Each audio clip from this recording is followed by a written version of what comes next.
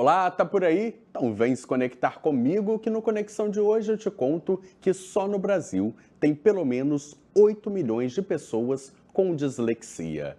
Mas como que essas pessoas são alfabetizadas em português e também na língua estrangeira? Tá curiosa, tá curioso? Vem comigo que a gente já tá no ar. Equipe, roda a vinheta.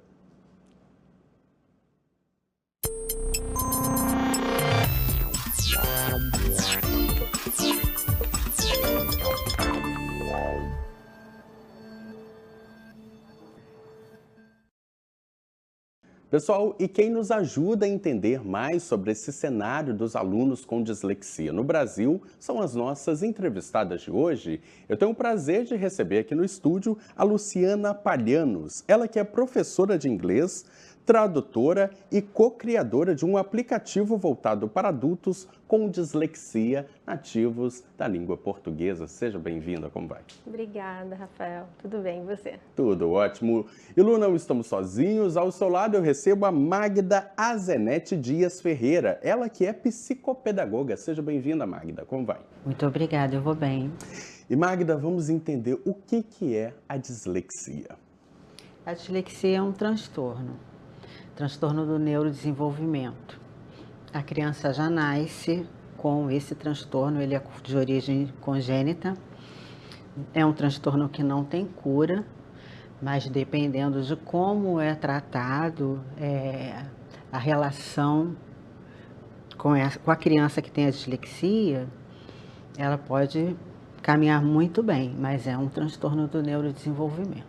Então isso é, a criança ela tem mais dificuldade para aprender, é isso? Sim. Entendi. Ela tem mais dificuldade para aprender, principalmente leitura e escrita, faz trocas de letras, de fonemas, às vezes não consegue decodificar, quer dizer, juntar os grafemas e os fonemas, inverte as letras e é muito maior do que isso. Esse é o simples da coisa, né? Mas precisa trabalhar as habilidades, a memória, ir lá trabalhar a memória de trabalho na hora que ela está fazendo as atividades, como que essa memória de trabalho funciona, e recuperar a memória de longo prazo, como que recupera. É bem difícil para essas crianças, né? E Magda, esse diagnóstico, ele é fácil ou não? Precisa de uma avaliação cognitiva, uma avaliação psicopedagógica. Porque, por exemplo, o que acontece? A criança na escola, às vezes ela apresenta dificuldade e aí o professor não consegue identificar, a criança não sabe dizer, os pais às vezes não sabem como lidar, muitas vezes chamam essa criança de preguiçoso, de burro, porque não consegue caminhar como as crianças do mesmo local, né, inseridos na sala de aula. Então a gente faz uma avaliação, aplica vários testes nessa criança, né, nesse adolescente. Agora tem a avaliação tardia também, que muitos adultos estão conhecendo que existe o transtorno para eles também, então é preciso avaliar. Existem vários testes que a gente aplica para então saber quais são as necessidades nas habilidades dessas pessoas. E você trouxe, né, Magda, essa questão do diagnóstico tardio, né, Lu? E você, inclusive, foi recentemente diagnosticada com dislexia, né, Luciana? Queria que você contasse pra gente um pouquinho sobre os desafios que você teve, inclusive, para aprender o inglês. Então, como a Magda falou, realmente eu já apresentava umas dificuldades na infância, relatos da minha mãe de que ela tinha que ficar esperando enquanto a turma já tinha toda indo embora, a professora, enquanto eu estava copiando todo o texto do quadro. Eu via esse tipo de comentário: a Luciana é preguiçosa, a Luciana é lenta, as crianças, para mim, acabavam parecendo muito rápidas, e eu acabava também internalizando: eu sou lenta, eu sou preguiçosa. Mas eu acreditava. Mas mesmo assim, como não tinha o diagnóstico, né, a década de 80 não era, 1980 não era assim disseminado, então eu fui levando e fui desafiando, porque eu gosto de desafio, né? Aí fui indo, tive muita dificuldade na hora de ler né? Principalmente história. Nossa, os livros de história para mim foram sempre maçantes. E aí eu fiquei com uma ideia de que eu não gostava de ler. Aí a vida foi caminhando, lá vou para letras, né? Vou fazer letras, mas é aquilo. Antes disso, eu já estudava inglês sozinha, porque eu amava tanto a língua inglesa, eu falei, não, eu tenho que aprender inglês. Então, eu estudei sozinha durante alguns anos, e aí depois eu fui para curso, e aí eu falei, não, eu vou fazer letras. Aí eu fiz o vestibular, eu passei, e aí eu fiz na UERJ Letras, Inglês e Literaturas. Não vou dizer que foi fácil, não foi, mas para mim, eu fui levando. É aquilo, livros eu lia 3 vezes a mesma frase para poder entender, porque não fixava aquilo. Provas foram completamente desafios para mim, porque era um lápis caindo na sala, já não sabia nem mais o que eu estava lendo, que eu estava ainda mais em inglês, né? Porque as provas eram em inglês na parte de inglês, porque eu tinha português também. Então, era muito complicado. Aí depois, em sala de aula, dando aula para os meus alunos e vendo os meus alunos que eram disléxicos e estudando sobre eles, aí eu comecei a desconfiar. Opa, tem alguma coisa aí parecida. E Lu, fazendo agora uma análise, você acha que você foi diagnosticada antes do programa começar? A gente estava conversando aqui nos bastidores, você contou que foi diagnosticada o ano passado, Isso. Não é? Bom, até o ano passado, você veio sem o diagnóstico. Sim. Você acha que se você tivesse tido esse diagnóstico no passado, você teria talvez um capacitismo, por exemplo? Será que eu serei capaz de lecionar a língua inglesa? Ou não? Como que você avalia? Porque pode ser ou como pode não ser, né? Mas como que você pensa isso? Então, eu penso assim, é uma faca de 2 gumes, né? De um lado, sim, foi muito importante eu saber que eu sou disléxica, porque deu um alívio, né? Eu sentia uma pressão muito grande, porque eu sofria bullying, né? Então, realmente, isso foi um abraço, né? Que eu recebi, olha, o que você tem nome. E aí eu fiquei mais relaxada. E se eu tivesse sabido disso antes, eu teria mais conhecimento com os meus alunos, né? Agora, se eu também não tivesse, como eu não tive, na verdade, o conhecimento antes do ano passado, foi interessante pelo desafio. Eu fui indo sabendo que tinha as minhas dificuldades e eu me sentia naquela posição que você... se ela consegue, se ele consegue, eu vou conseguir. Porque eu tenho um perfil que é desafiador. Mas realmente, para mim, hoje em dia, eu estou aliviada. Perfeito. Não falta inteligência no disléxico. Não é essa a questão. Uhum. A questão é que faz as coisas de maneira mais lenta. Entende? Então, por exemplo, numa sala de aula, onde todos os alunos produzem dentro de um tempo, é preciso entender o contexto dessa criança, desse aluno disléxico, para poder, então, dar a ele o tempo necessário para ele chegar a realizar as atividades que ele tem necessidade, que são mais lentas. Eles processam mais lentamente, a gente fala em velocidade de processamento, é mental. Então, eles processam de maneira mais lenta, então eles precisam de tempo para isso. E Magda, você acha que os professores estão nesse lugar de, opa, alguma coisa com esse aluno não está indo bem? Acho que, será que é uma dislexia? Ok, os professores eles não têm capacidade, né? Vamos pensar assim, eles não têm a formação para fazer o diagnóstico, mas eles podem ser aí uma ponte para vocês, não é? Tem um olhar, pode ser uma ponte. Tanto temos esses professores que têm esse olhar e conseguem, por exemplo, chamar a família, conversar com a família, dizer que existe alguma coisa que precisa ser investigada, como nós temos os professores que deixam, como a Luciana ficava na sala de aula, depois que todo mundo ia embora, copiando a matéria, ou então fica sem recreio, fica, de repente, numa aula extra que é super prazerosa para aquela criança, que ela vai poder se desenvolver super bem, o professor não deixa porque precisa copiar. Às vezes, um simples olhar para o quadro voltar para o caderno, quando volta para o quadro, não sabe mais onde estava. Perfeitamente. Então, a gente precisa usar adaptadores para esses alunos. E é importante lembrar, né, Magda, que a Lei 14.254 dispõe sobre o acompanhamento integral para educandos com dislexia. Isso engloba também os cursos de língua estrangeira, no caso da Luciana, não é? Sim. E será que o Brasil está seguindo essa lei de 2021? Que pergunta, hein, Rafael? E aí eu passo para Lu. Lu, e aí, você teve, apesar de ser de 2021, né? Você teve algum suporte por parte das escolas ou não? Claro que não. Eu só era avisada, Luciana, você é uma aluna ou um aluno com dislexia. Pega mais leve com ele. Era isso que eu recebia de orientação. Mas você, enquanto estudante, também não teve nenhum suporte por parte da escola? Não, até porque não era aquela coisa, você é mais devagar, deixa ela no tempo dela. Não tinha o diagnóstico para dizer, Luciana, ela é disléxica.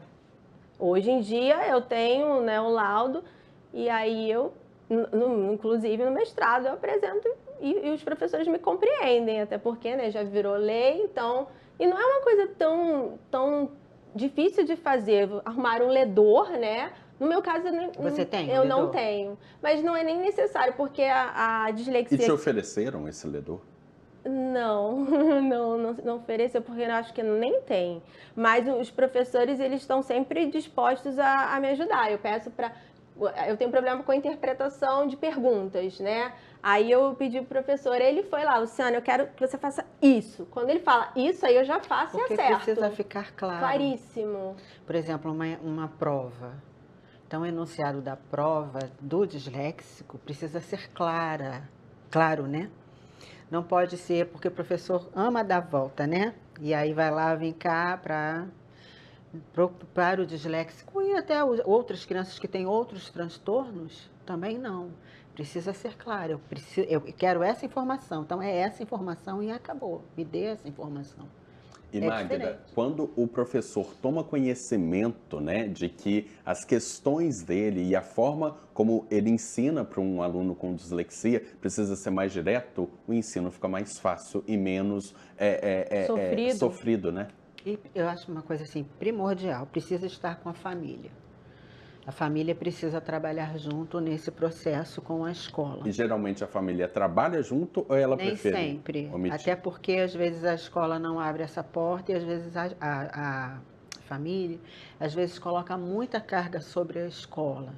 Então, primeira coisa, realmente precisa identificar o que acontece, precisa ter um laço de afetividade com essa criança muito grande, essa criança precisa ter permissão para trabalhar no ritmo dela.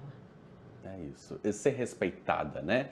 Pessoal, vamos tomar uma aguinha e a gente volta já já. E ó, no próximo bloco, a Luciana vai mostrar pra gente um aplicativo que ela está desenvolvendo junto com o aluno. Ficou curiosa? Ficou curioso? Então, vem comigo que no próximo bloco tem mais informação e o aplicativo da Lu também. Até lá!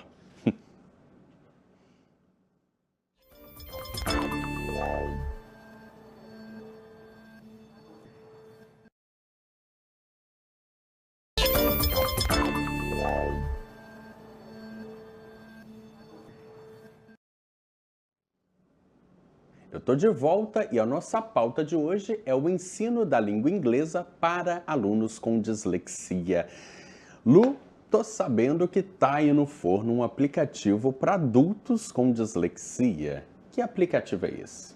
Então, esse aplicativo, ele nasceu, né, junto com o meu colega, no caso ele é doutorando, né, em computação da UF, e a gente fez um aplicativo chamado Lili, que é para ajudar essas pessoas no aprendizado de língua inglesa, para elas não desistirem, né? Porque é muito triste, a gente sabe que tem um abandono muito grande, até desinteresse na língua, porque realmente o inglês, ele não é tão transparente, né? A gente tem uma dificuldade porque as letras não fazem uma combinação perfeita na hora do som, por exemplo. Eu brinco muito, falo, até com os meus alunos eu costumava falar isso.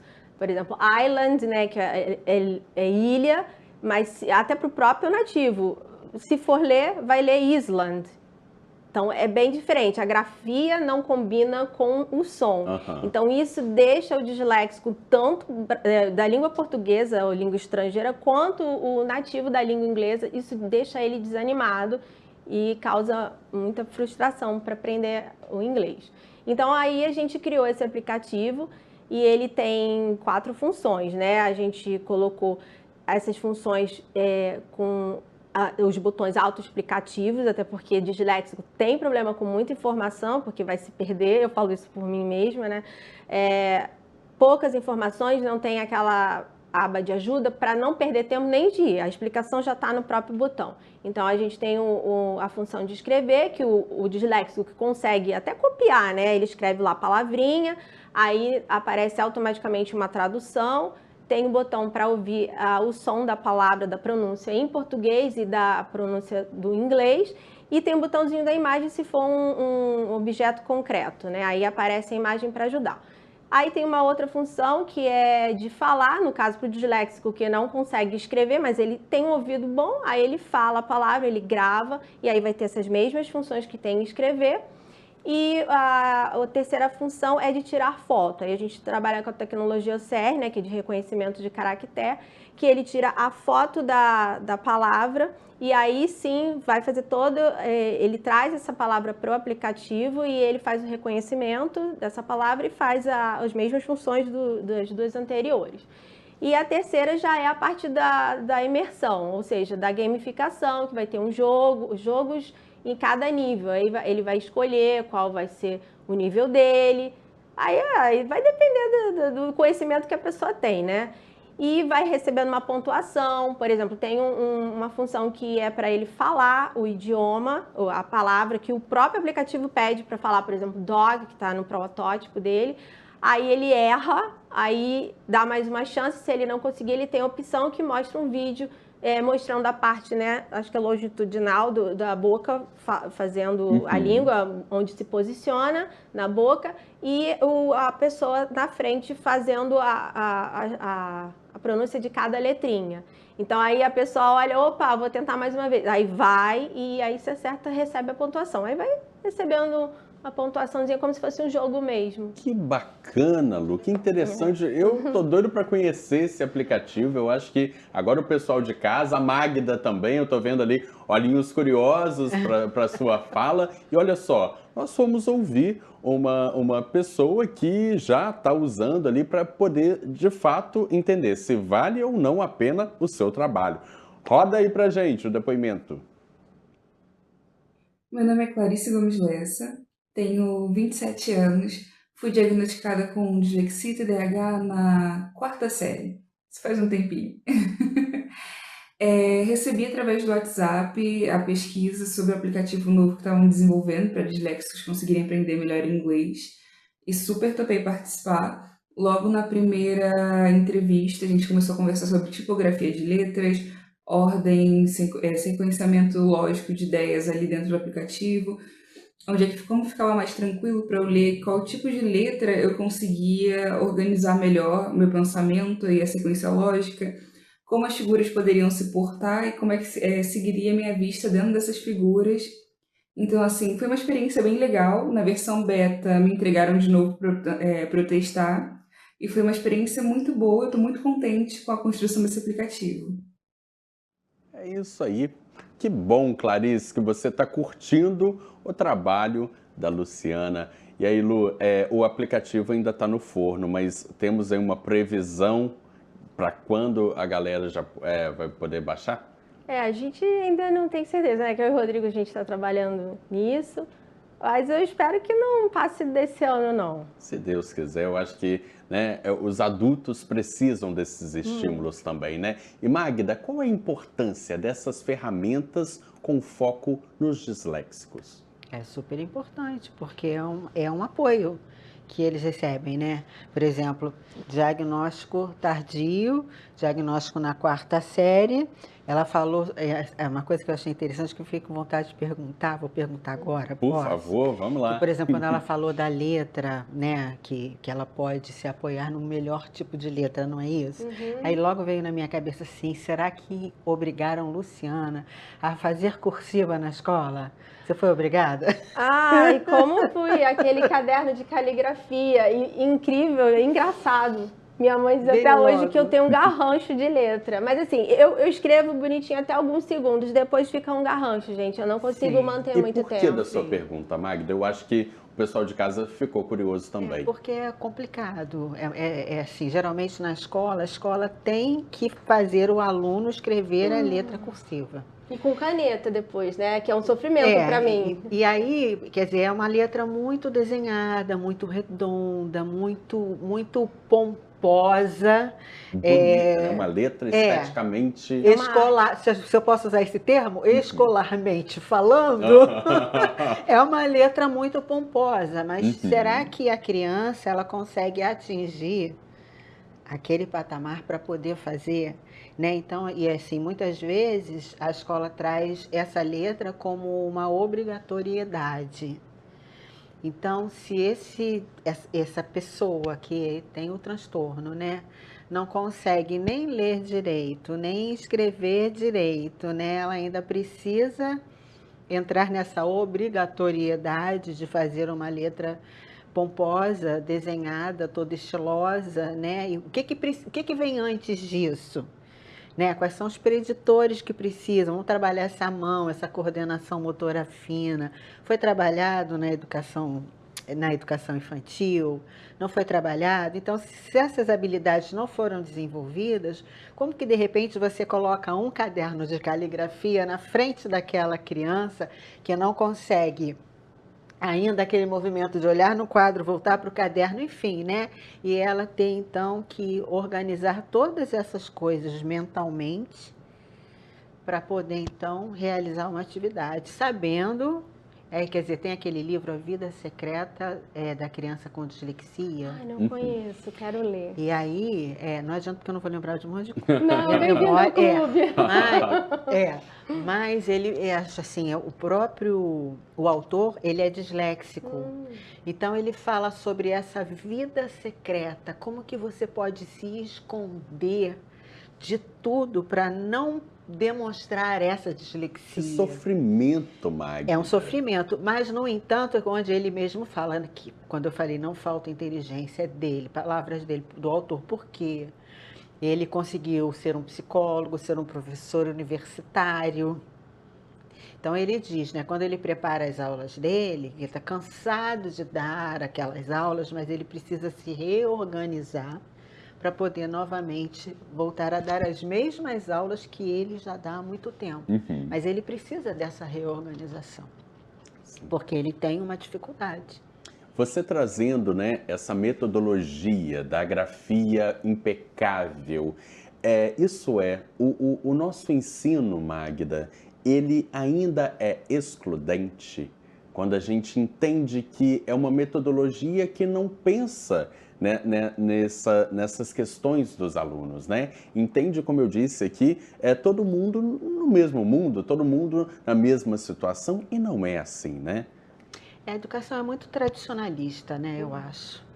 Mas, ao mesmo tempo, agora a gente tem, né, um novo momento que a neurociência chegou para trazer muita informação para nós, muita coisa diferente, sabe, para a gente trabalhar com essas crianças, fazer acontecer, fazer elas renascerem, elas, né, aí pronto, aí vem o movimento aqui, ó, porque aí eu fico doida, né? Ficamos. Na sua área. Porque é muito legal. Então a gente fica pensando assim, gente, como que a gente faz para alcançar essas escolas, para alcançar esses professores, né? Porque na realidade depende muito deles, de si. Eu quero mudar, eu quero conhecer esse novo movimento, eu quero conhecer essa ciência, o que é isso, que fala de cérebro, como esse cérebro funciona, né? Que fala que os primeiros 1000 dias de vida são os mais importantes, que é onde o cérebro está preparado. E aí eu estava pensando sobre hoje, eu estava dizendo assim, bom, é claro que para a língua inglesa, a criança, que ainda não está alfabetizada e ainda não se deparou com essa dificuldade que ela tem, então você chega e diz good morning, hello, bye bye, e a criança pequenininha vai atrás, entendeu? Então ela vai ter essa aprendizagem, talvez pela brincadeira, pela fantasia, pela imitação. Eles adoram. E aí eles vão aprendendo, fica muito mais fácil. Quando cai nessa realidade, eu estou alfabetizando, o que está acontecendo aqui? Eu não consigo um monte de coisa. Já estão me rotulando, já estão me chamando de, né? E aí, então, quer dizer, a gente tem que aproveitar essa criança livre, leve, solta. Livre da desses educação, preconceitos que são, da educação infantil, que é empurrados para pequenininha, e trabalhar com elas, porque aí elas vão conhecendo e vão adequando a realidade delas. Mas quando vai para a escrita, para a leitura e para a primeira leitura, depois a escrita, aí complica tudo. Aproveitando um gancho sobre caligrafia que você trouxe, eu tive uma aluna que ela não conseguia, já adolescente, não conseguia escrever letra cursiva. Era muito forte, ela segurava o lápis assim, mocinha, e ela escrevia em letra de forma. Chega, afundava o papel. Alguns forçam muito, a letra fica escura, rasgam o papel. Isso, as letras são enormes. É muito difícil. Há poucos dias eu estava fazendo um teste de escrita em uma criança que eu estou avaliando. E a letra, assim, tinha um espaço, né, de um dos testes, onde ele tinha que escrever algumas palavras e pseudo-palavras. Então, ele escrevia dentro daquele limite, ele ocupava o espaço todo daquele limite, porque a letra era muito grande. Aí teve uma quarta ou quinta palavra que eu disse assim, olha, essa palavra é grande, talvez não caiba aí. Aí ele diminuiu e fez uma letrinha do tamanho de nada. Olha a preocupação dele, né? Depois voltou, foi só naquele momento. Depois voltou para o letrão. Mas naquele momento que eu trouxe uma dica para ele, talvez não caiba aí, porque você está fazendo uma letra muito grande. Ele foi, mas aí ele diminuiu demais. Olha, ele teve a escuta, ele precisou pensar rápido. Não precisava, ele poderia fazer o teste no tempo dele, mas em algum momento ele achou que ele teria que pensar rápido aquilo e fazer com rapidez, o que não precisaria, e aí diminuiu muito a letra. E funcionou, teoricamente? Funcionou. Que bom.